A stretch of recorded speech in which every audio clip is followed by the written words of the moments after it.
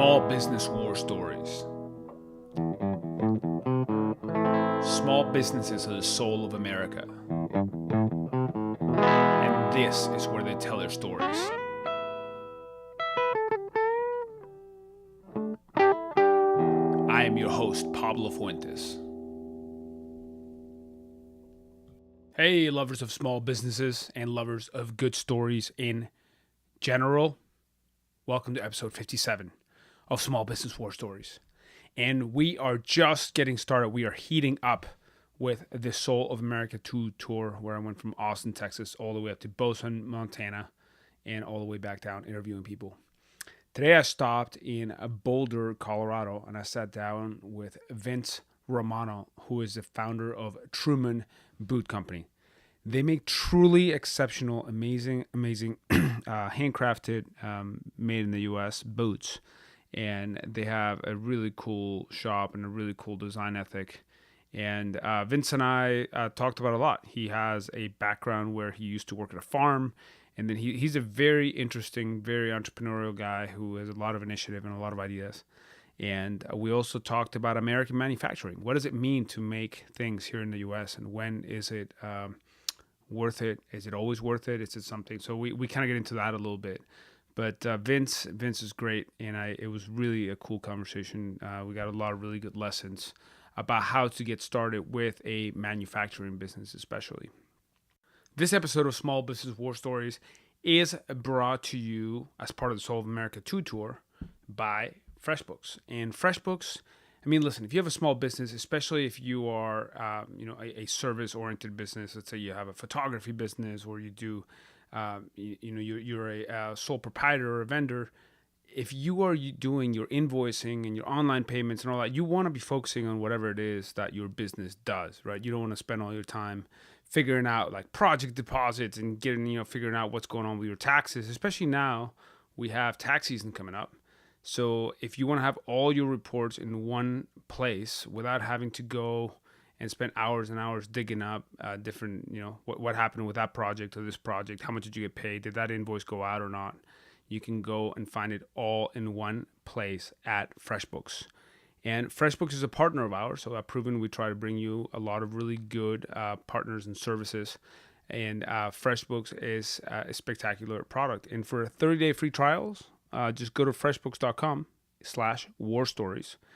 And then you can enter Small Business War Stories and then the How Did You Hear About Us section. That will really help us out with the program here. And like every episode of Small Business War Stories, this one is brought to you by Proven.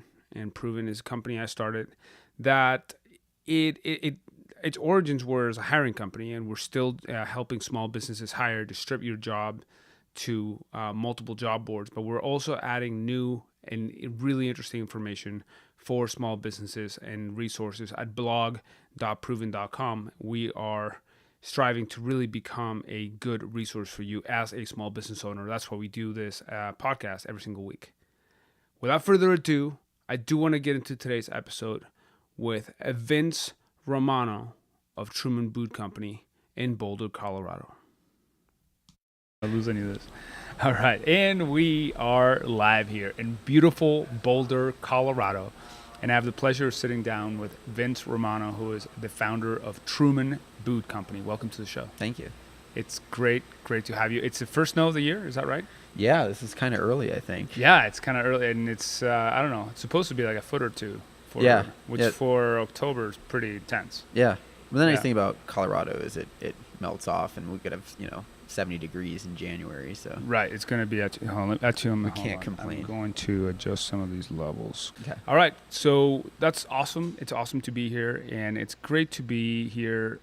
One of the things that I want to learn about is American manufacturing, right, what it means to make products here in the U.S. But first, before that, I know you were a big traveler. Yeah. You love to travel, and you were inspired to start this company by your travels. Tell me more about that. How did that all come about? My background is in agriculture, mainly organic, grass-based agriculture.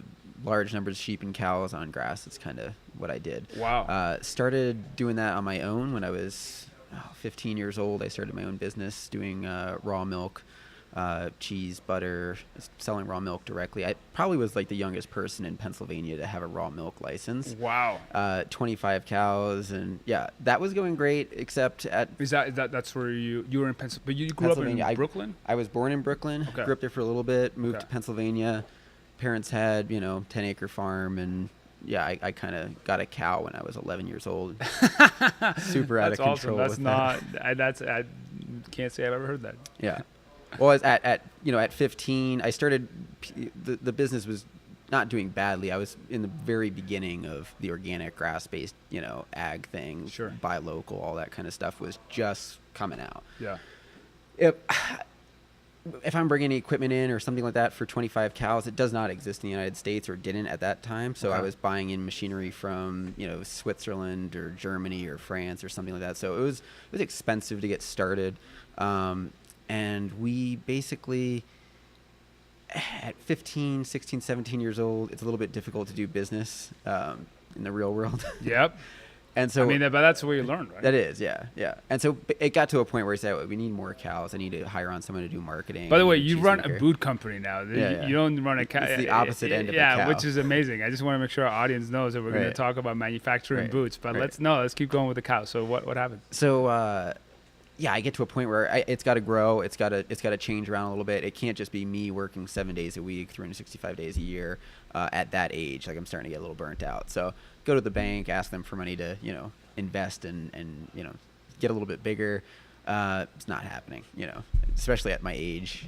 Yep. It's just not something they have any interest in. So I ended up traveling quite a bit with it. Sold my cows, moved up to Vermont, moved back to Pennsylvania, moved out to Missouri for a little while. I managed a really large grazing dairy out there for a New Zealand investment company. Okay. Went from there to Oregon, stayed in Oregon for a little while, down to California, back up to Oregon. It's kind of all over the place in the U.S. doing this. It shifted from dairying to like meat and beef and lamb production. From there, I went to New Zealand, and there I went from sheep and beef back into dairying again. There was more money in dairying at the time, and stayed there for a year and a half, 2 years. Moved to Switzerland, and then I went into dairying again there, cheese making. How old were you when you moved to Switzerland? I was probably 21, 22 maybe. Yeah. Wow. So you spent time in all these places before you were 21? Yeah. That is wild. Yeah. Okay. Yeah, I was homeschooled, so. Okay. Yeah. That's actually that's a cool experience. Yeah. I grew up in Chile and lived in Germany for a little bit, and I thought I'd travel a lot, but you take the cake.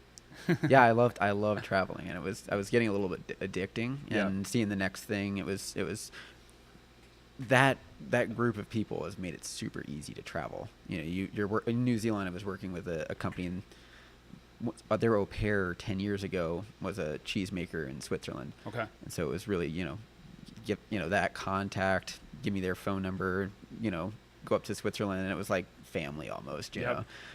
Went from there to Italy, and then I came back, and then I spent about 9 months in South America. Started in Uruguay, then down to Patagonia, and hitchhiked my way up to Did you go Colombia. to Torres del Paine in Chile? No. Oh, okay. No, I was all over in Chile. I like Chile a lot. Yeah. As far as countries in South America, it's the most first world in my opinion. It's beautiful. Yeah. It's beautiful. It's gorgeous. Yeah. Awesome. Yeah. So anyway, during all this travel, you have to have. I mean, I didn't carry suitcases with me. It was like a big backpack. I have my essential clothes, and I've got a pair of boots and maybe a pair of sneakers for running or something like that. Yep. But it's got to be one pair of boots. And I had a pair of boots that I bought in a secondhand shop in Manhattan that I was resold them, finished them, kept them, oiled really well, traveled with these things for ages. Yep. And they started falling apart just towards the end of my travels. Okay. So I decided, well, I want to rip these apart and see how these are built. Okay. And I do that one night, like 2:00 in the morning. I just say, Yeah. I can't. I'm a kindred soul. I do that to guitar and like all kinds of weird stuff like that. Yeah. I was on. So when coming back from, I guess I was in New Zealand when I came back and I first started with this stuff. So I was up all night because jet lag and trying to get back on schedule. I might as well pull his boots apart. Right. There's nothing to do anyway. So I pulled boots apart.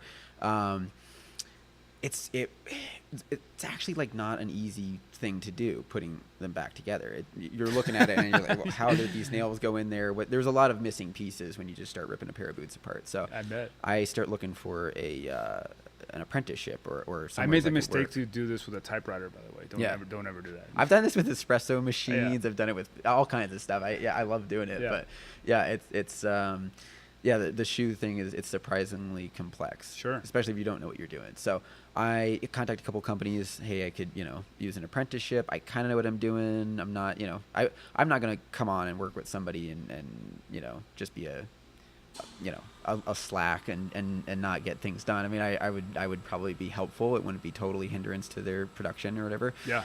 And they're not interested. I mean, the industry here in footwear, especially U.S. manufacturing for footwear clothing, it's very tight knit. They don't want to give out any secrets or any details. So I am basically stuck with watching YouTube videos from companies like Red Wing or Wolverine. Yep. And just in their videos, and those are mostly marketing videos, right? They're marketing videos. Yeah, they weren't production videos, Right. but there's enough in their factory to be like, oh, that's the machine they use for that, Okay. or that's how they do that, or this step comes first and that step comes after, and those are like really big key components. I'll still use stuff like that today. When I'm designing a new boot, play through some factories that build that style of boot, and just figure out some quick details. I've never Okay. gone to design school. I've never actually been through another boot factory ever in my life. You So- never done like a tour or anything No, like that? Oh, no, no. that's wild. Yeah, so it's Your like facility's awesome. yeah, I mean, we're right here. We're taping this at a distillery because your factory has a little bit more sound. Background noise. You can definitely hear some of the noise here Yeah. of the distillery going Yeah. on. But Yeah.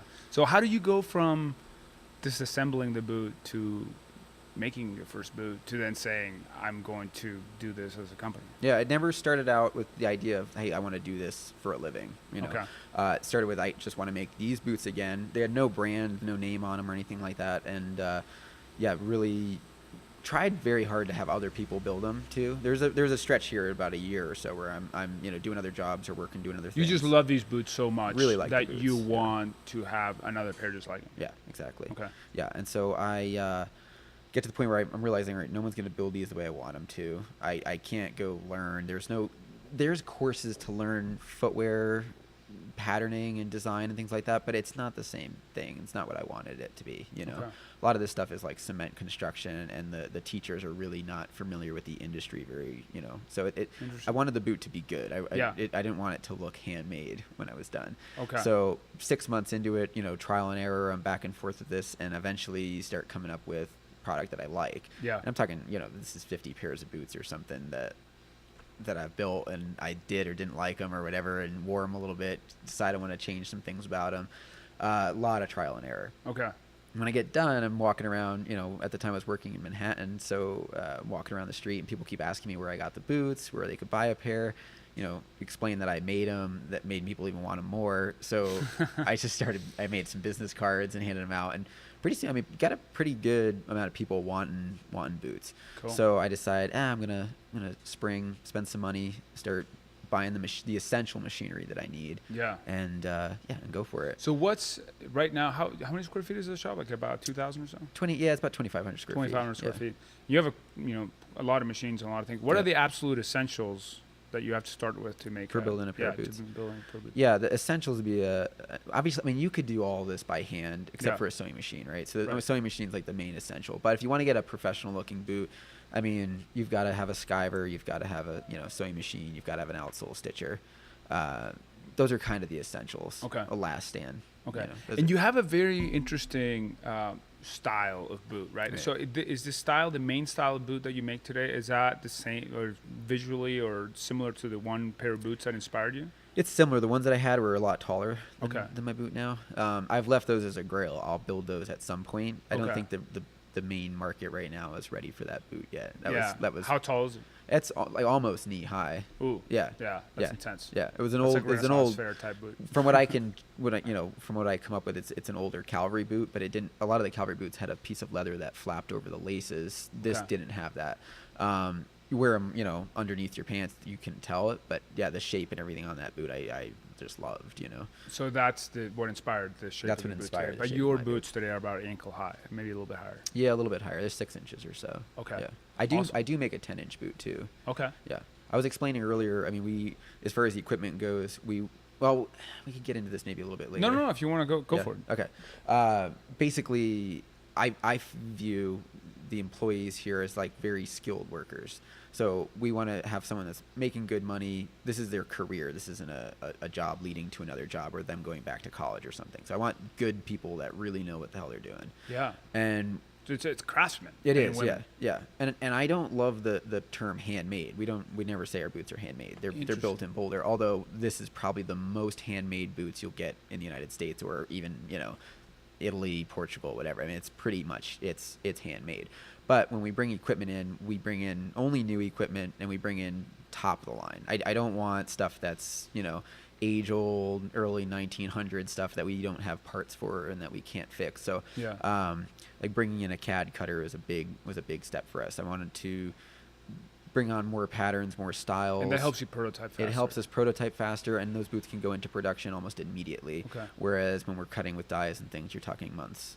Let's before we continue to go down that I'd love to hear a little bit more about hiring and finding these people, because that's got to be a really interesting challenge, right? That's our biggest challenge. Biggest talk to me about that. How do you find people who are they have to have the kind of spirit and the crafts person? How do you say crafts? Yeah, crafts people. Yeah. Well, you have women in there too, right? So, crafts people. Female craftsmen. Yeah, female craftsmen. Crafts people's soul. How do you find people that want to do this, and what's your hiring process? I mean, how do you do that? That's been a difficult one. I originally started hiring people based on, hey, they like this style of boot, they like made in the USA. These are guys that are into this, this style of thing. That's not a boot maker. A guy who's walking around with a great pair of Red Wings and selvage denim made in the USA. These guys are great guys, and they're our target market, but they're not our boot makers. Yeah. With hiring guys like that, it ended up being a lot of Instagram pictures, a lot of them chatting with customers. It was great for that, but when it come down to building boots and getting boots made, that's not happening with these guys. It's more of a social thing for them. Sure. There's a couple different ways to find employees. One I've found is that people over 30 years old, out of all of my employees, every single one has been college educated. I'm the only one who's not. Oh, wow. I quit school when I was 16. All right. But the college idea gives people the idea that they're going to go use this degree, and they go out and they people go into college too young, I think, so they don't really know what they want to do. So they come out with a degree that they didn't really know if they wanted or not. That's certainly the case with me. Yeah. And it ends up being, what can I do? I want to use my hands. And it goes, there's a whole bunch of phases that people go through, very rarely taking their college education and using it to their job. Right. My wife's the exception. Maybe she's used it pretty well, but okay. But most people don't. They What did she study? She studied culinary arts, and she also did marketing and branding, and that's what she does here. She works for me now with branding and marketing. She Okay. just came over last week, but she worked for a big organic food company doing exactly what she went to school for. Very cool. Yeah. She's like I said, she's the only one that I know of really that. Yeah. So people in their 30s start phasing away from the college thing. They realize, all right, we're not getting that job, or I don't like that job, or whatever. Yeah. I got to start looking into something else. And this is not a bad paying job. This is a well-paying job. I just prefer to have everyone's interest and not be thinking, oh, I should be doing this or I should be doing that. I want them to be, hey, I'm a boot maker. End of story. That's what I do. And we want to keep people around like that. We've also found poaching people. I walk into a coffee shop or Whole Foods or something like that, and I see someone like, this guy knows how to work. You just watch him, And some of my clicker right now, she's great, and I pushed her at the coffee shop. Is that right? I was like, hey, do you want a different job? And she's like, yeah, sure. Wow. Yeah. Okay. And she's, like I said, easily one of my best workers. I love it. That's awesome. Yeah, and we've definitely, I'm always keeping an eye out. See somebody. So how many employees do you have right now? We were at 12. We dropped down to 4, and we're back up to 7 right now. Okay. And basically just had a clean house. Yeah. Unfortunately, let people go. I'm really close with my employees, so it's really difficult. That happened to me. At one point, I had 15. I had to go down to 2. Yeah. And then rebuild the company back up. The frustrating fact is that we've had no hiccups in production at all. Oh, really? Dropping that many people, which is super aggravating for me. Wow. Yeah, we've built the same amount of boots every week since all of that, and yeah, it's just. Why do you think that is? when I have too many people, I'm not focused on what everyone's doing individually. Like my wife just came on. She's way better at scheduling and programming and making sure everyone's got a job to do. At some point, we're like, hey, we've got boatloads of crap to do. Adding another person on is not always an effective way of getting things done. You know what's funny? Yesterday, I was just telling you I drove like 14 hours. So Yeah. you can go through a lot of audiobooks in that time. And I was listening to Jocko Willink's Extreme Ownership. He's a Navy SEAL, former Navy SEAL, who, he might be active still. But it's basically a book on management. Right. And one of the things he talks about is like you basically cannot expect productivity if you have people managing more than 4 to 6 people. Right. So whenever you go above that, you have to create subdivisions and have people manage those groups, that size group, right? Because that's where productivity is basically optimized. That's where we're seeing, our money's way better spent in good machinery and paying people more money. Like our base wage right now, like full disclosure, is $16 an hour. That's no one's making less than that there, and that's start. Like if we find someone we like them, we want to keep them on. They're getting a pretty sizable raise to stay on. And we want to keep it that way. Yeah. And then, like I said, just bringing in good equipment, having, some bells and whistles on this stuff and making boots efficiently and really high quality. How do you know when you hire somebody, how do you know they're going to fit your culture? And have you had, it looks like you have a great staff there, so it's definitely worked out. Have you had opportunities or times when it didn't work out? Yeah, lots of them. So how do you manage that? Yeah, I'm probably not the best at managing that. Okay. My wife's way better at that, and she could fire someone with a straight face. She could hire someone with a straight face. For me, it's like much more of an emotional thing. Yeah. I view all these people as good friends or close to me. But if it's not making money, bottom line is you give these people multiple chances. If they're not able to take them, then they have to go. Okay. That can really bog down businesses. I think people are key to the business running efficiently and effectively. That's it. You know what I found it's interesting is that people always know who around them is not really performing. Right. So it's actually when you let those people go, it raises the standard for everybody else because people know what's expected. I think having open dialogue about it with everybody on the floor, having once or twice a week, having a team meeting, having individual meetings, your employees, whether they're complaining or not. Everybody complains about everything, right? Sure. But you want to hear that. Yeah. And if you ask people, they're more than likely to tell you. Hey, And you could also you could learn a lot just by asking, hey, why do you want to work here? What do you want to do? Where do you see yourself in 5 years? You learn a lot there. And you could just say, hey, this, if you want to be a sailor in 5 years and we're in Colorado, it's not going to work. This guy is not going to be here long term. Yeah. You can learn a lot just by asking. Sounds good. Yeah. We're definitely, that's like I said, biggest challenge is people. That's the biggest challenge. Do you ever growth. put ads out or it's just mostly once in a while? Okay. Yeah. We try not to do it where customers can see, because obviously, a lot of guys, like I said, they love boots, they love Made in the USA, they love that, they love the concept. Yeah. It's like me. I love the idea of your boots. I would be a horrendously terrible worker for you. Probably, yeah. I'm almost a terrible worker, But yeah, you put out an ad, and these guys, we'll have 500. Because I would be like, oh, this is so cool, and then you start getting into oh, what about this? And then you'd be looking at me like, dude, you gotta stitch that. You gotta focus on this. Yeah. That's what we're at. All my current employees right now had no interest in this coming into the, no interest in footwear or. Interesting. Yeah.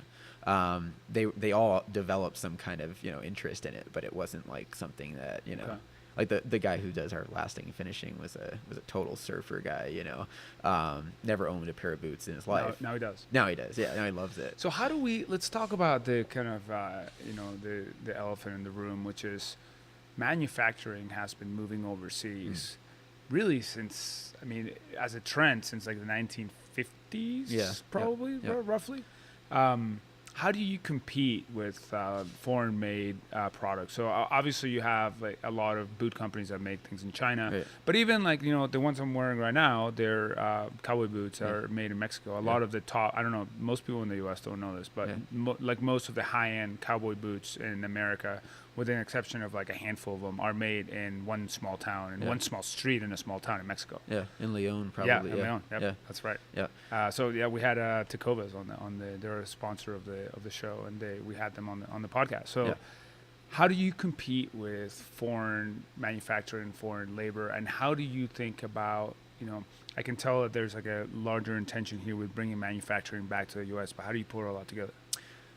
Going back to the dairy industry, the dairy industry in the United States is like a roller coaster. It's up and down. It's some days it's doing great, the next day it's not, and we're definitely seeing less and less dairy farmers in the U.S. In New Zealand, it's kind of the opposite, making good money. It used to be, and I don't know, I haven't been there in years now, but it used to be that a husband and wife could send 3 kids to college and just milk 500 cows, take a 2-month vacation every year, and do all that with 2 people can run 500 cows very, very easily. No other employees or anything on the farm. It's a pretty good lifestyle. The U.S., it's not that way at all. If someone's got 500 cows, they're milking around the clock, and it's just it's a mess, right? There's two key factors here. One is infrastructure. In the United States, when someone starts a farm, these are usually family farms, generations, grandfather, father, the son's eventually owning it. The son's obviously got big ideas. They want to milk more cows, make more money, all that stuff. But the farm was never designed for that. So they're constantly their infrastructure is constantly changing, but not in a thought out or planned way. Yeah, it's kind of busting at the seams. So it is. like It's always modularly adding things in the corner. You'll see this in the farms in the Northeast, where they've got 500 outbuildings outside. It's just fun, like just total mess of buildings. And one's a tractor building, one's the other bigger tractor building, the equipment shed, the calf shed, all kinds of stuff. In New Zealand, it's always just one shed, and they said, hey, this is how big our property is. If we want to grow, this is how big we're going to need it to be. This is what our end goal is, build out the farm to do that. And here it's like I say, it's a total mess a lot of times. I've been to more dairy farms than I think anybody else, So how do you tie that back to manufacturing? Well, I didn't get to the second point. Oh, yet. okay. So the university is the second one. In the university in the U.S., they've taught dairy farmers, they've taught you do it the correct way. Doesn't necessarily line up with your bottom line, which is you need to make money to be in business, right? They've taught you that this is the way you do this, and that's the correct way, and that's a done deal. And that's the FDA and the USDA and all those, they back that up. In New Zealand, it's quite the opposite. They teach you how to stay in business, and this is the most effective way to milk cows. This is the quickest way, and they're constantly running numbers there that we just don't run here. So a big one, like in New Zealand, is that you constantly look at dollars per cow or dollars per acre, or you don't even look at a cow. You look at it as like pounds of animals per acre that you've got, and then dollars per acres that you're making. Seems reasonable. Here, they're looking at how many pounds of milk per cow you're making, and so it doesn't matter how much that costs to make it. It's just about how much milk we're making. We're making more milk, and milk is money, and that's it. They never really look at the bottom line, which is profitability. Yeah. And so that translates into the factories here in the U.S. Okay. Factories in Italy, China, Mexico, they're constantly looking at, hey, how do we build a better product faster, quicker? How do we keep people happy? All that kind of stuff. Here, it was cheaper to do it overseas. Let's just do it there. You see companies that are manufacturing here are using equipment that was state of the art 50, 80 years ago. And they've got a mechanic on board, and he's fixing these machines all the time, and they'll never consider going, faster, better. Really, it's just, hey, that's been working for us. Let's stick with that. I see manufacturing. Well, like a lot of young people want to get into, hey, I want to make some denim, I want to make some bags, I want to make sure. They always go for the oldest looking machine, because it's cool looking. This is like how they did it back in the day. Well, right. They don't do it anymore because of that machine, more or less. Yeah, but actually, vinyl pressing's the same way. I interviewed some folks that do that. Yeah. And like a lot of the machines they use are very old. Very old. Some people are innovating with brand new machines and actually making that into a profitable business. Yeah, and that's where it opens up here. As more manufacturing comes here, more businesses come here, right? So I've got 15 different materials that we could be sourcing in the U.S., but I have to go to England or Italy because we don't have them here anymore, As one business comes back, multiple do. Interesting. So you think the more people... Tell me more about that. So what are the economies of scale, if you will, which is actually kind of the wrong term to use, but how does it help more businesses come back to manufacture in the U.S.? Like how is it that is helped by other businesses coming back to the U.S.? Right. We've got probably 15 companies that we work with in the U.S. Brush makers, sole leather companies. All of those guys they were on their last leg. We come in and we start buying stuff from them, and they're like freaking out. Oh, this is great. these are the same companies that are like super old school. Do you seek them out because they make things in the U.S.? We seek people out because of the good quality. Okay. Originally, when I started, that was my concept. We're going to go made in USA everything, right? But made in USA doesn't always mean better. What? So, yeah. Yeah. And this is one that I even struggle with because I want to believe that. And from a marketing standpoint, it sounds great. Americans make everything better, right? They don't. So I end up Italy, Portugal, England, France. They oftentimes make way better, products, and we'll always go for a better product at the end of the day. Basically, it's a struggle, right? Because everything is going to be cheaper overseas, right? But at the same time, here you can talk to a guy that's on the factory floor building boots. I'm the same guy marketing. We do our own Instagram and everything. For a customer, it kind of goes back to like headphones and iPhone plugs and stuff for me. Like these things break, and you're like, hey, this guy could build this way better. Like, why doesn't he add something here or do something else? You can never talk to those people, and if you talk to somebody on the phone, they've never talked to anybody at the factory or the designers or anybody else. And it comes for me, it's like it comes very full circle what we're doing. We're always listening to our customers. We always want to make something better or do a better job of building it. Constant improvement. You don't see that in overseas production, and it's so far away from the customer. It's not even funny. You've got a designer, you've got a production guy, you've got a material sourcer, you've got it probably passes through 15 people's hands once it gets down to the actual guy making your shoes or footwear, and he can't afford to wear them, and nobody in that system has worn these. So how do you sustainably bring more manufacturing back to the U.S.? What are the incentives that need to be in place that are maybe not in place today? And what are the things that because you do have to charge more for your product? Right. Yeah. Probably we do about have to double as much, maybe. Yeah. But at the same time, we're reselling boots that were sold 3 years ago, and they're going back out, and they're being worn for 3 years, and they're not worn lightly. They're like beat the hell out of these boots, you know. And one of my favorite sayings is, "I got boots older than you, son." Right. Yeah. And I want to see those boots where, hey, this guy's had them for 15 years, and that ends up being that same boot that I bought in the secondhand store that I really liked. That's the idea. I want to see that go full circle. Yeah. So how do we get more of this? How do we? Yeah. It's difficult. I would say. Key is efficiency, right? We want to try to be as competitive as we can in an international market, and we want to, while niche markets are great, we kind of don't want to have that as our leg, We want to be able to, and that's what we're doing here. We start manufacturing for other brands and other businesses, and obviously it's expensive to do that, but so bring more manufacturing in the United States. It requires us to be efficient. Bottom line, constantly looking at our bottom line, constantly looking at production, the flow inside of a factory, or how we can reduce waste. I feel like watching the car manufacturers is kind of the best way of seeing, hey, these guys still make stuff in the U.S., right? They still make cars in England, France, and that's key. Just watching how they do things that can always be adapted to a smaller scale. Yeah, and actually even newer, like a Tesla. Yeah. I mean, I think the new Tesla is the first beautiful American car since 1973. Yeah. Somehow, like, we completely lost our way in terms of design and efficiency and everything at that point. Yeah. And for 30 years, it was complete crap until the Model S came out. Yeah. Yeah, and the brother of yeah, that's right. I heard he has a restaurant in town, right? A couple of them. Okay. Yeah. So his name keeps, Elon Musk's name floats around here quite a bit. Cool. We're actually getting ready to look at building the first off-grid factory for footwear in the U.S. Yeah, and so we're in the process. Do you want to expand? I mean, so the goal is obviously, so Truman Boot Company has to remain a smaller company for what we do. I don't want to make more than 5,000-6,000 pairs of boots a year. That's just, how many do you make now? About 3 right now. 3,000. Yeah. Wow. Yeah. Which is, I mean, when I first started the business, I was like, how many people are going to buy a $500 pair of boots? You sell a pair every day. It seems like a challenge, and it has not been a challenge. Like, our only challenge has been, how do we build these things fast enough and maintain our quality? What happens when you reach 6,000 boots? Do you just stop making it? I mean, you stop growing? We stopped growing that brand. Okay.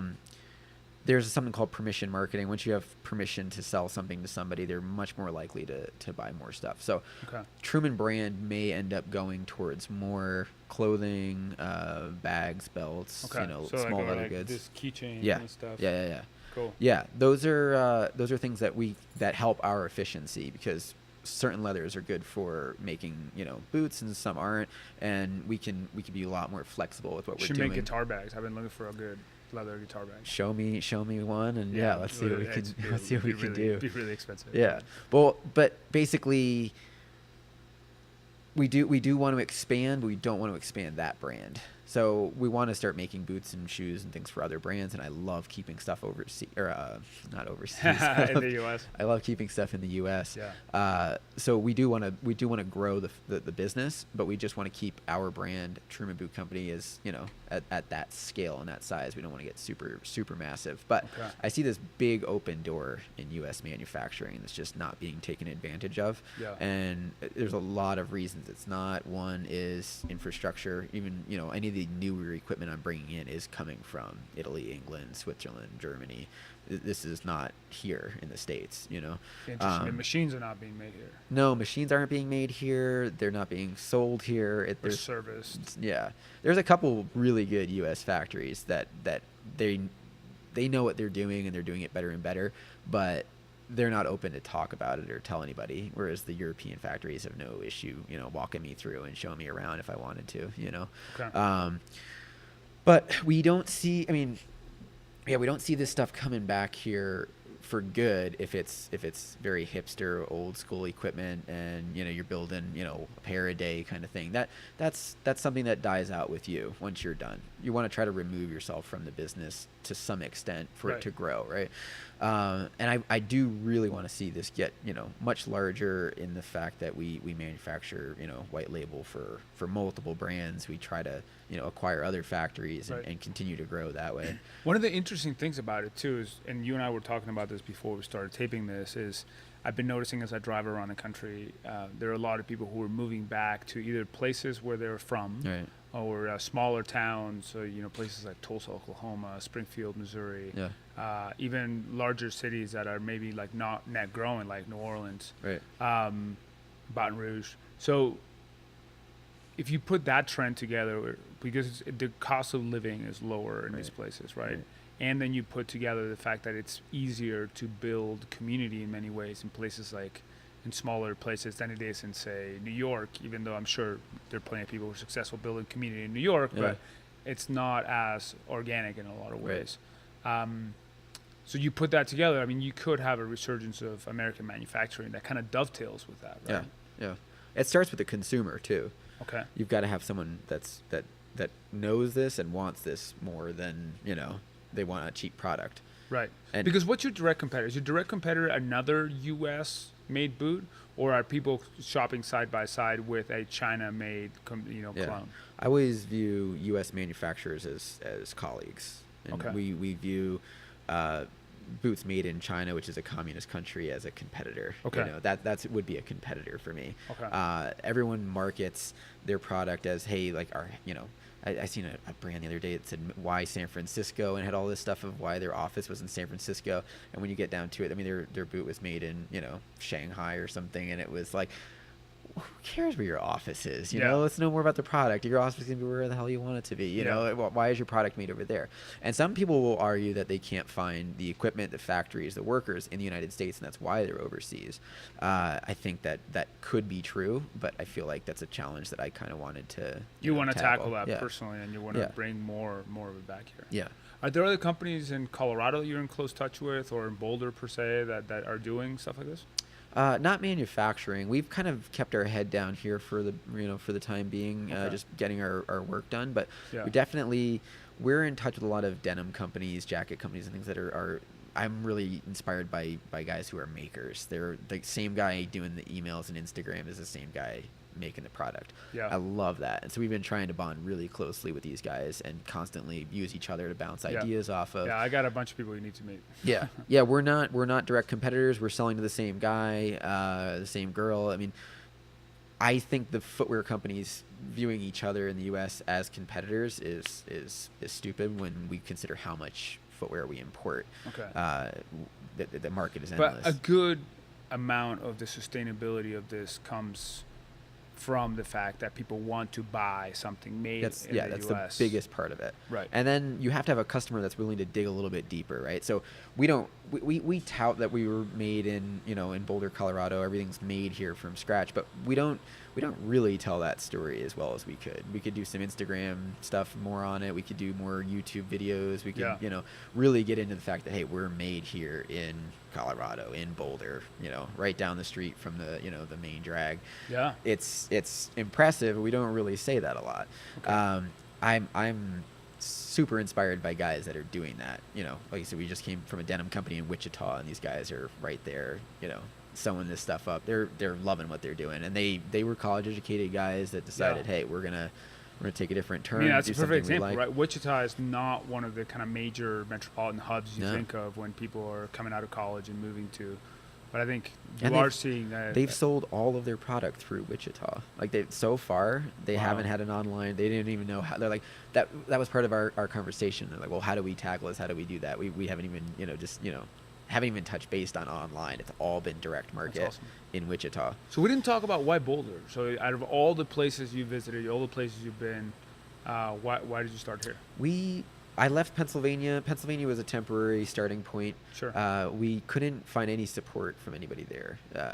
Township, the local people. There was never anybody stopping by the shop, buying a pair of boots, nothing. It's always been somewhere else. So I just say, I can't. I want to leave. I want to grow the company. I want to get good employees that are really interested in what we're doing. So I look into moving, and I'm looking at Brooklyn, Miami, Nashville, Portland, all over the place. And one of my employees back in Pennsylvania is like, why don't you try Boulder? It was kind of cool, I fly in. It was April 15th, and that's a good time of year. Yeah, and I just left Nashville, which was 80-something degrees, 82 degrees.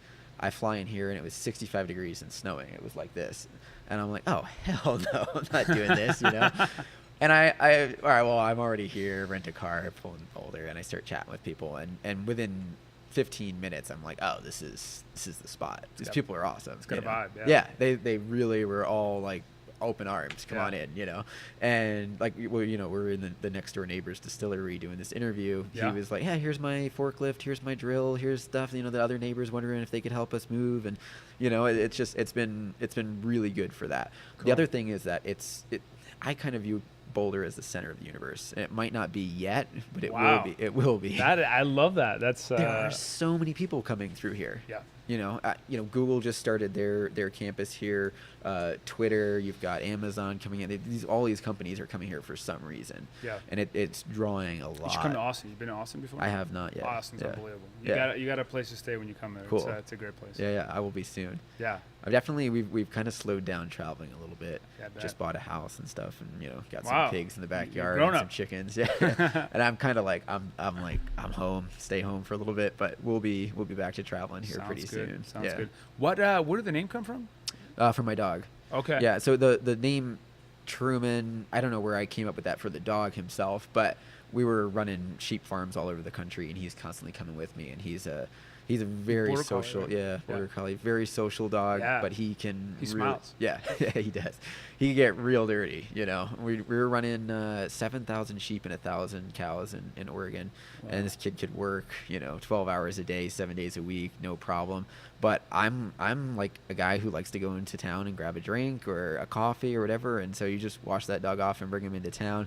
And it was kind of the same concept that I wanted for the boots was, a boot that's totally workable. You can do whatever you want in these boots, but you clean them up, and people in town are hey, where'd you get those? That's kind of awesome. deal. Yeah, and That's so awesome. he's fit the brand pretty well. That is unbelievable. Yeah. I got Muddy Waggers here with me. He's, nice. I haven't named the company Muddy, but tell me about a time when things went wrong. So a lot of people are audience small business owners, and things go sideways. Yeah. Can you think of a time when things really sucked? Yeah. And what did you do about it? Yeah, definitely. When I first moved here, my ex-wife came with me, and yeah, she ended up leaving me after a month or two of being in Boulder. Okay. And Wow. it's very difficult running a business when you're going through. I mean, she did not leave in a nice way. She kind Okay. of made a ruckus when she left, you know. Yeah, slammed the door on the way out. Yeah, it was really nasty. So Sorry to hear that. no, it's actually great. I think it's fantastic now, right? But at the time, it was a struggle to not mix my personal life and my business life. Very, very difficult. She made it even more difficult to do that. Did she work at the company too? No, she didn't work with me, but no, just her interaction with other employees and things like that. It just it got messy. Like, she really just wanted to make it messy for me, you know. I would say, there's definitely times when things are not going the way they should go, and it's just like, just stay in bed for the day kind of deal. You know, you're running a business. You kind of have to blow smoke up your own ass to get yourself going, you know? And I think that's key, is just being able to zone out, slap yourself in the face, and get going, you know? Yeah. I think key in running your own business, especially in manufacturing, is just constantly pushing forward. Don't ever get comfortable, and just be really aggressive about going forward. And that's what kind of drug me out of that, was, you know, starting another business, bringing on more manufacturing, doing all this stuff that, like, you know, 3 days after my wife left, I'm like, I'm out of it. And this guy comes in from California with a whole bunch of prototypes, wants me to build them. And I'm like, just not into it. You know, I'm like, all right, we'll talk soon. You know, a month later, he's, you know, calling me like, hey, what's going on? You know, am I doing something wrong? I'm like, no, I want to do it. I'm just not in a, you know, great place. And these guys just rode me till I, you know, how did you get out of that funk? Just getting more stuff piled on me. Just getting into work, and, you know, I realized, hey, I'm not gonna let this, you know, affect my business, affect how I'm growing. The business has been growing incredibly well. I mean, our growth is huge. You gotta stay excited about that kind of stuff. You know, failure can be like a big hindrance, and the concept of failure or failing at doing something is a huge part of what stops small businesses from starting. I get a lot of young guys chatting about, you know, hey, I want to do this and that, but this could be good and that could be good, and they start coming up with 15 different ideas, and I'm like, pick one. Like, well, which one do you think would be good? Like, any of them, just do one. It's kind of like starting. I told you earlier, I started a barbershop here in town, and I never just, like, it just was a, you know, I got started a barbershop. There's not one here. It doesn't make any sense, you know, and it was just an idea, call up some guys, make it happen. And it's just have to, like, you have to push through. And any idea can be good. You've got to, there's little dials that you can tweak. I don't know if you watched this movie, The Founder. No. About the owner of, or the quote unquote founder of McDonald's, and how he took this business. How he took this business from the, you know, McDonald brothers. And obviously the guy didn't seem like a great guy in the movie. I haven't seen it, so You have to watch it. It's good. It's good. But what really I loved was the little tweaking that made it go from, like, a struggling, failing business to a profitable business, was just tweaking the dial just a little bit. Really small tweaks, you know? Yeah, so that's actually a big thing. It's like the iteration, you know, learning from small mistakes and showing up day to day. All that compounds. And, like, you end up, you know, years go by, and if you're doing all those right small decisions, you end up with big positive outcomes. Right. Yeah. It's huge. And the other way around. If you keep doing little negative things every day, that ends up. I think having people to bounce ideas off of is really. But you don't have a business partner. I don't have a business partner. I have a business partner with a barbershop. Okay. And I don't do anything with that barbershop. So who do you talk to when shit gets dark? Right now, my wife's really big at that, you know, and she will always bring me down to reality, whether it's in a negative or positive way. Like, if I come up with a great idea and I'm like, let's do it, and she'll be like, run the numbers first. We got to go over that, you know. If I'm coming up with something negative, she's just like, all right, well, here's the situation, here's the positive side of it, you know, let's work around it, done. And she keeps me going with, for sure. The big part about Boulder is, like, there's a lot of small business owners, and we're out drinking 4 or 5 times a week, you know, and we're constantly talking business. It's nonstop, and we're constantly talking about, hey, this worked for us, this didn't. I think that's super key, is finding, it doesn't need to be in the same line of business. It could be something totally different. It could be the restaurant industry and the boot industry working together. There's really, you know, key factors that people can, you know, say, hey, this really worked. This was a tweak that we did that really, really worked. So if you had the number one, like, you know, one of the things I always ask guests is the number one lesson you would have for other small business owners. It sounds like focus would be, you know, something, or pick one thing and do it well. And pick one. Is there a bigger lesson that you have? No. I there's a lot of little lessons there, right? But picking one thing and just going with it. My brother's in the process of trying to start his own business, right? And so last night we were just chatting about what his business idea is, and it went from one end of the spectrum to the other. Like, he just went totally nuts on all these different ideas, and I'm like, well, pick one. And he's like, yeah, I don't know if this one's gonna work, I don't know if that one's gonna work. It's like, neither do I. So you gotta pick one and go with it, you know? Yeah. And yeah, I mean, any idea is good. I actually, like, sometimes I've got to control myself and not start more businesses right now, right? But I'll look at something and say, hey, why don't we build that here? You know, this is so simple. Like I said, somebody had their espresso machine that was not working, and I start ripping this thing apart, and I was like, this is so simple. This is not that, you know. Yeah, obviously it can get more complex if you want it to. Right? Yeah, it was like, yeah, I want to make these, you know. I'm like, all right, I can't do that. That's not. So when I lived in Pennsylvania, I had a tiny house. Wow. And that was kind of because I didn't see any point in paying rent there, and I didn't want to buy a house there. So I just said, yeah, I'm just going to invest some money, build this thing. And my biggest pro for doing that was not paying rent, right? But when I sold it, I made double what I put into it. And the people that bought it, they moved to California. They sold it again in like 3 months, right? And so I'm like, wow, these things sell like hotcakes, you know? So I was gonna do more. Actually, right across, I just recorded my first record, and right across from the studio where I record, there's a company called Casita, Kasita. Okay. And they're basically tiny houses that are like completely modular. Yeah. They're almost like an iPhone of tiny houses. Like, everything like comes out of everywhere, right. and you can turn it into like 15 different things based on what you want. Yeah. So there you go. I can't live in a tiny house again. It's just too small for me, right? Okay. Yeah, it was too small, especially with dogs. You know? Like you could have a dog or a cat, but yeah, you have 3 dogs, and that's not the spot for you. Makes you know. sense. But I would say, yeah, that's a huge part of people wanting to get out of the system. They don't want to, go to college, get the mortgage and the car payment, and stick to it. Just do your job kind of thing. I think people want to start working outside of that and being more flexible. I think that tiny house thing was kind of a huge part of that. You can buy a house, put it somewhere, start doing your own garden and things like that. I think that was kind of it's huge for independence. Yeah. Let's talk about you've been wildly successful at Instagram at social media marketing. So how many followers? You have 60,000 followers? 64,000. And how long did it take you to do that? 3 years. That is fast. Yeah.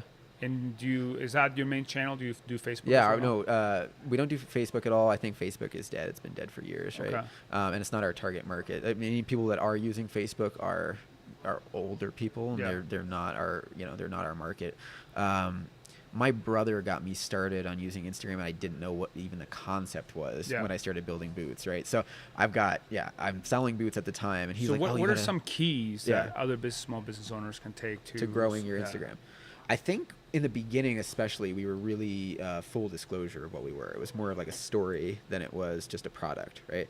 I think that's huge. People want to see something they don't normally see. So, showing the inside of the boot factory, and showing the horse in the backyard kind of thing, and the kind of the lifestyle we had and what we were building was more interesting to people even than boots. And as it grew, it was like, we were very much a part of how we're growing. It wasn't, you'll see a company do a Kickstarter and start manufacturing boots in Mexico or something, and they can grow super rapidly and have 20, 30, 40,000 followers in a year.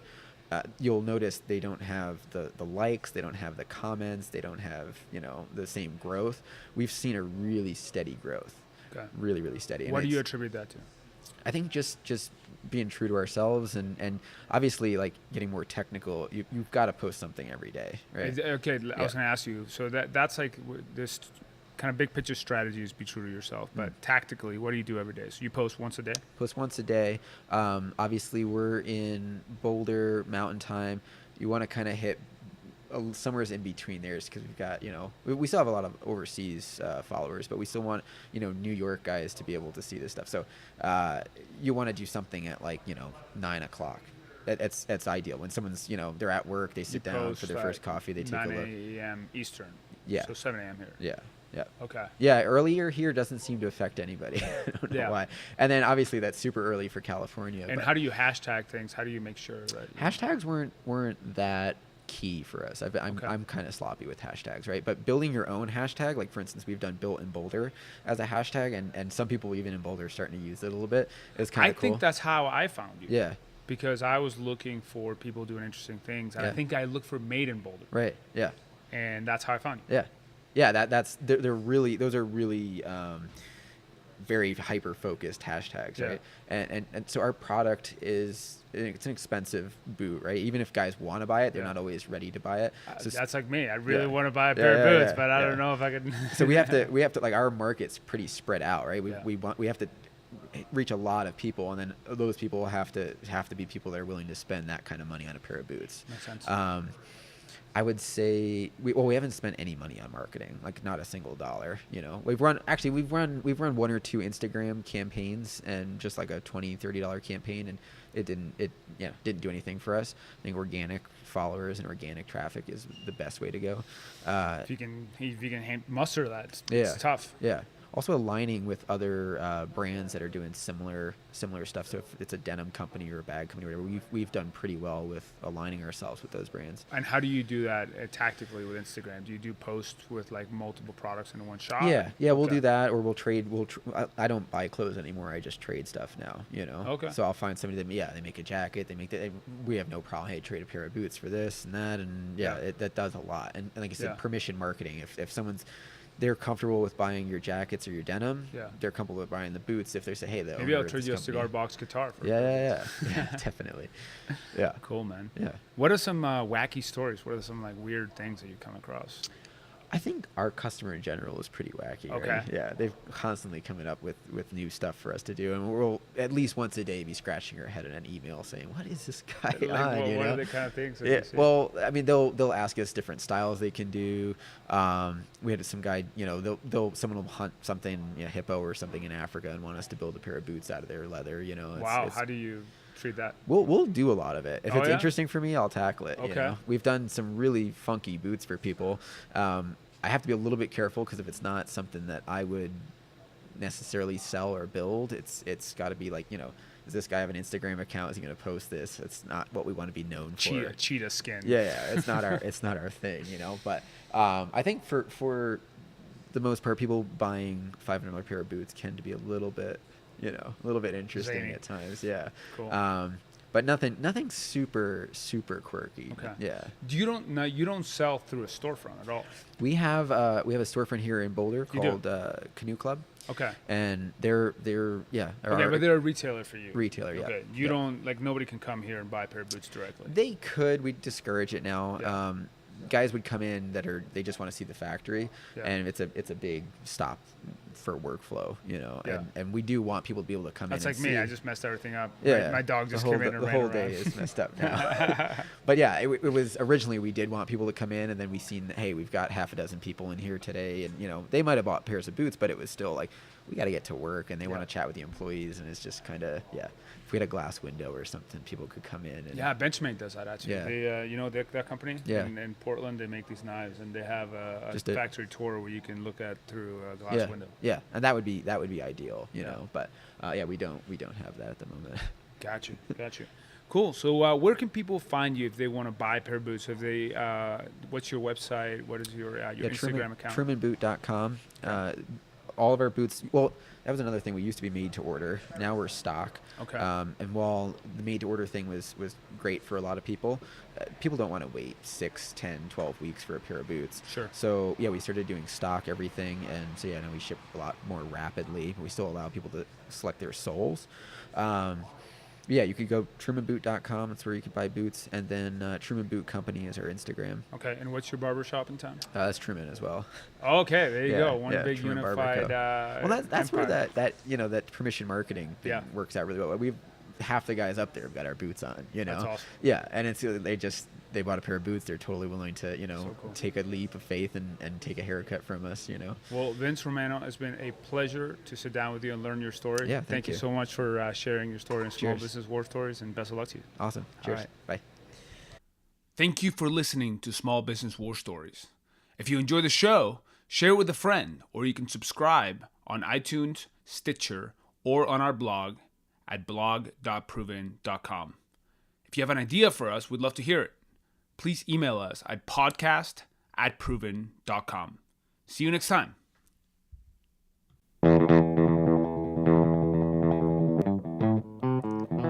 Small business war stories. Small businesses are the soul of America. And this is where they tell their stories.